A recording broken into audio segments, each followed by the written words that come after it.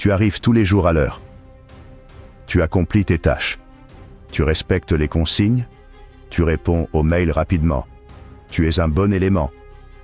Et pourtant, quelque chose cloche. Ton manager ne te critique pas, mais il ne te valorise pas non plus.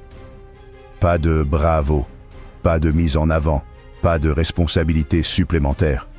Tu sens bien qu'il attend quelque chose. Mais quoi? Tu regardes autour de toi. D'autres collègues avancent plus vite. Ils n'ont pas l'air plus compétents. Pas plus travailleurs. Alors, c'est quoi leur secret? La vérité, c'est qu'il existe des attentes implicites, silencieuses. Des signaux que ton boss guette sans jamais en parler. Et tant que tu ne les décodes pas, tu stagnes. Mais si tu les comprends et que tu les appliques intelligemment, tu deviens cette personne qu'on remarque, celle à qui on confie des projets, celle qui devient incontournable. Aujourd'hui, je vais te montrer exactement ce que ton boss attend, sans jamais te le dire. Et si tu veux aller plus loin dans ta progression professionnelle, abonne-toi maintenant. Ici, on parle vrai, sans langue de bois. Premier, comprendre les enjeux réels. Ta fiche de poste te dit quoi faire, mais elle ne te dit jamais pourquoi. Elle ne t'explique pas ce qui a réellement de la valeur aux yeux de la direction. Un bon collaborateur exécute.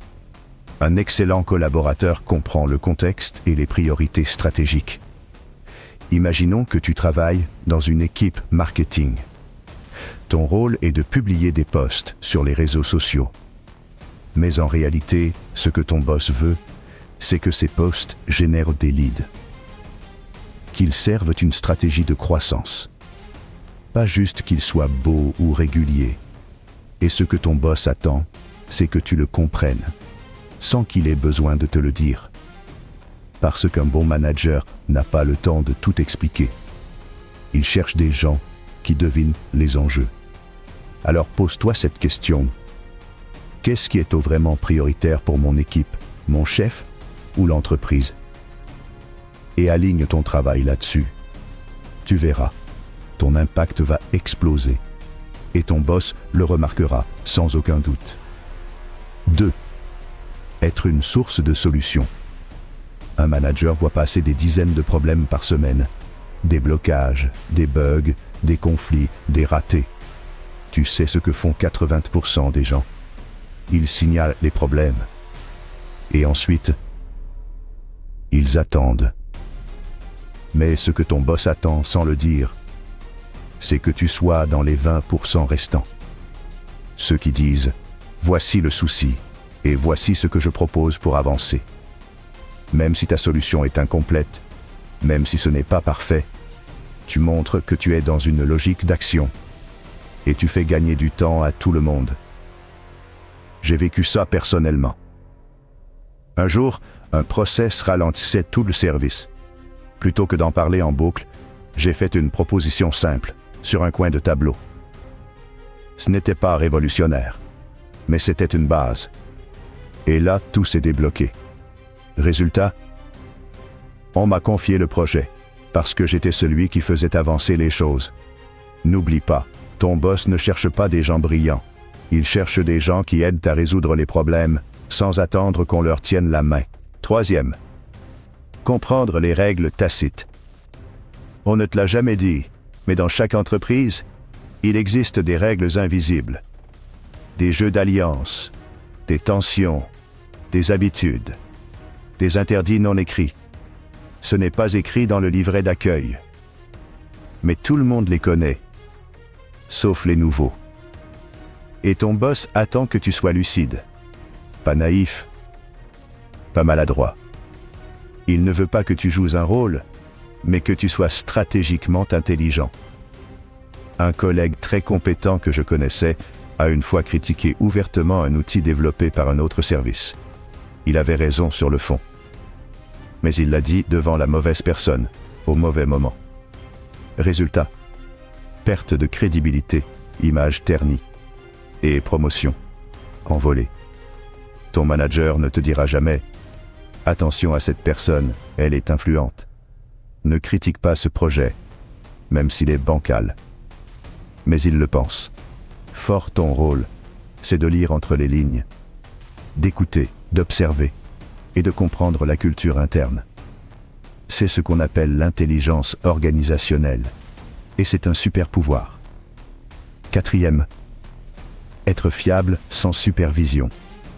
Voici une vérité simple, ton boss ne peut pas tout vérifier, alors il observe, il écoute, il capte des signaux, et ce qu'il cherche, ce sont les gens fiables, fiables dans leur délai, fiables dans leur communication, fiables même quand personne ne les regarde.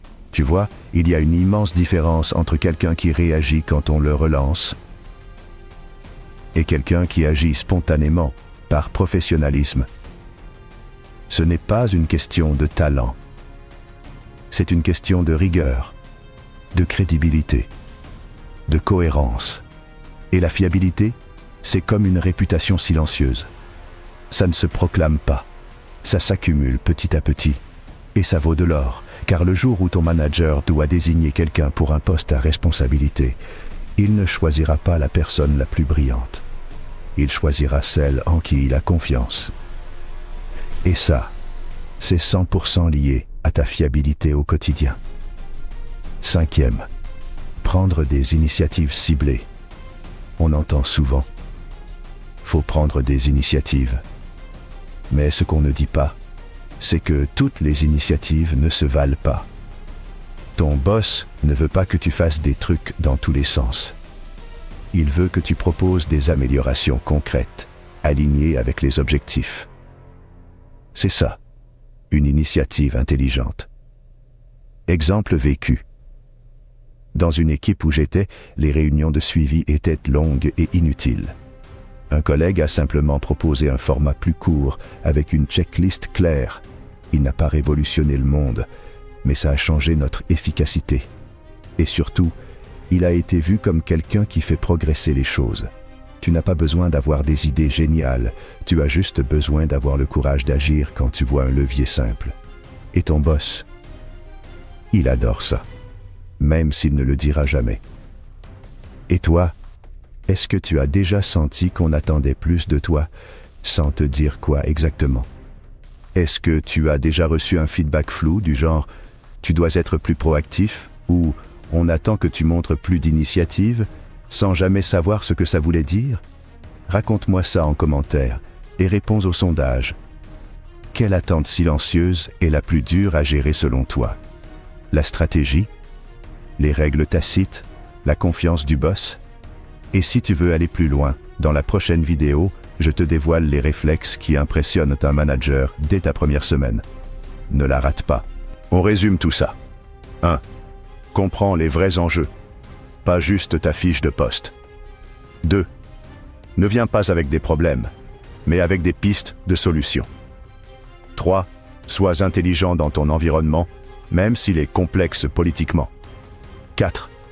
Sois fiable, constant, cohérent, même sans surveillance. 5. Ose proposer, même à petite échelle. Ça compte énormément. Ces 5 choses, ton boss ne te les dira peut-être jamais. Mais il les attend, tous les jours. Et si tu les maîtrises, tu prends une avance énorme sur 90% des gens autour de toi. Alors, si tu veux continuer à progresser, à gagner en confiance et à évoluer dans ta carrière, like cette vidéo, abonne-toi et partage-la avec un collègue ambitieux. Cela étant dit, merci d'avoir regardé. Et à la prochaine fois